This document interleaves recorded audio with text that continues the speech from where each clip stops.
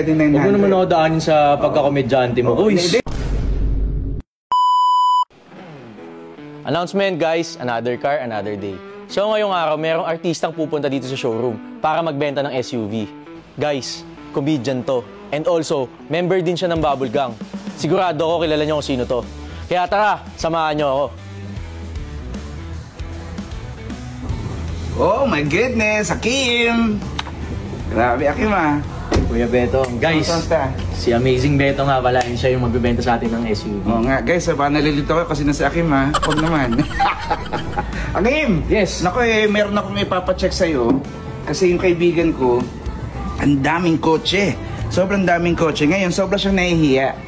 So ako na ang pinaharap sa'yo. So ito, binibenta niya tong sasakyan na to. Montero. What year model pala to? Nako, yung model niya, ano siya? Platoon model siya. Model na to, 2017. Okay. Oo. At, nako, grabe. Alam mo, pag binuksan mo talaga, parang yung... Oh, yung amoy, grabe. Amoy 2017 talaga. Alam mo yung kahit 2025. 2025 na, pero may 2017 ka pa din. Oo. So guys, naka T37 na nga pala to na Max. Isipin mo, T37 pala yan. Ang ganun pala yan, no? Tapos naka Dunlop tires. Oh, naka Dunlop tires. Ah, maganda talaga yung Dunlop na ano talaga, ano, mga tires na ganyan. No? Sa paint naman ito, kuya. Original paint naman siya. Ito, yung paint niya, basta maganda siya. Tignan mo, pag ginano mo, oh. Wala, at puro alikabok. Sige, so guys, original paint naman to. Wala naman tong any signs na nabangga. Oo nga, tama, wala mga yupi, no? Yes.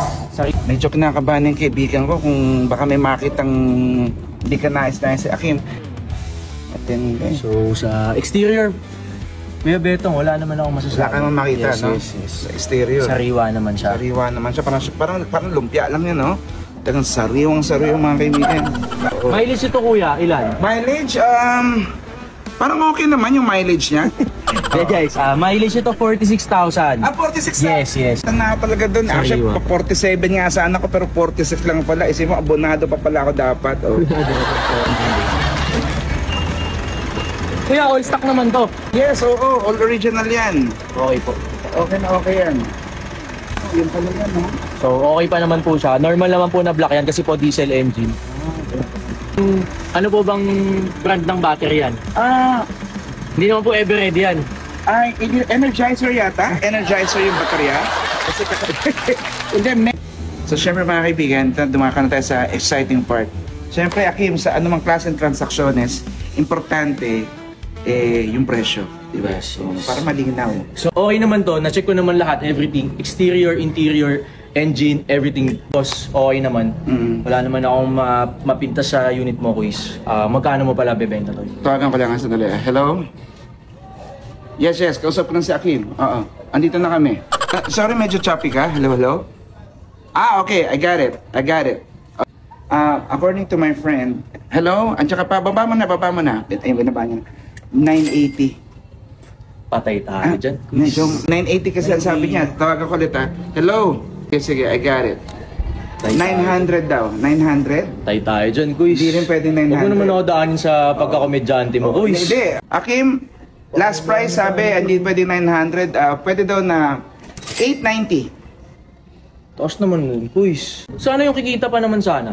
Mas kikita ka. Paano? Kaya ba ng 700? 700? Wow, grabe naman, Hakim. Ano to? Parang sa palengke lang tayo, 700. Dapat sa ganito klase ng model, hindi makakabili ng 700 na ganito. Andali yung tawagan ko, hello? Oh, 700 daw. 700? Anong mo? Sige. 850 daw. 850? O from... Para kumita pa ako kahit sana 800 sana, quiz. 800? Para naman kumita pa ako. Magbabayad pa ako ng kuryente dito, upa. Mga tao ko, babayaran ko pa, quiz. Para naman may matira pang kita sa akin. Akin medyo nakakayak yung mga sinasabi mo, Ken, na talagang medyo na tala ako sa dami ng babayaran mo. Hello? We got a deal. 800. 800. 800. Guys, may tigo ito. Dito sa F2A Cars, legit! Amazing!